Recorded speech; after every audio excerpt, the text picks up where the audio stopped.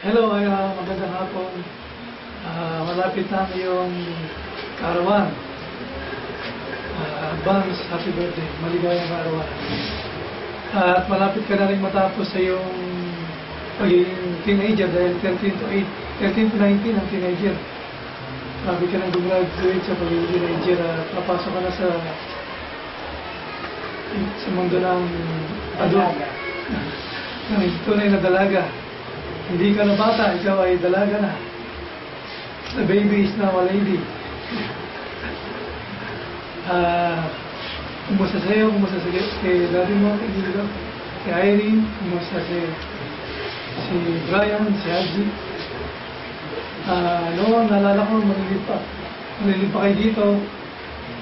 Kasama ka sa Abay, no? Malilip mo pa. Eh, nasa New Zealand ka na, laki-laki mo, mas malaki ka pa yata sa akin. Dala mo ang itsura ng para siya Castro. Ay, di, Musti. Castro tsaka Musti. Ang panalangin ko sa iyo ay ano ka, lumusog ka, hindi ka tumawa. Ang katano. Magkaroon ka ng kalusugan. Tumalino ka. Ang panalangin ko, magkaroon ka ng wisdom, magkaroon ka ng malusog na pangatawan, malusog na pakikipagkaibigan, pakikipag-social na sa kapwa. Dumami ang iyong mga kaibigan na magiging kakos mo balang araw, mga intimate friends. Panalangin ko rin dyan, makagraduate ka na dyan sa New Zealand. Para pagbalik mo ng Pilipinas, graduate ka na. Paradala mo na yung mga diploma mo. Pagtrabaho. Yung makapagtrabaho ka ng makapasok sa magandang kumpanya. Huwag na dito. Doon sa New Zealand.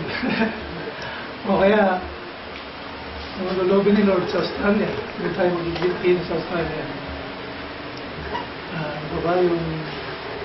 Ang prayer namin sa iyo, bless ka ni Lord mula ulo, mula ang iyong puso, ang iyong katawan. Bless ni Lord ang iyong pagkikipag-relate sa kapwa. Ang panalangin namin ay masunuri sa iyong mga magulang. Tulad na sinasabi ng Bible, maigala mo yung mga magulang, salamatan mo sila, respetuhin mo sila, sundin mo sila sa kanilang mga payo sa'yo. Panalangin ko yung na maging blessing ka sa kung saan ka na dadalhin ni Lord. Kung dadalhin kami sa Australia, di maging blessing ka sa Australia. So maging blessing ka rin dito sa Pilipinas.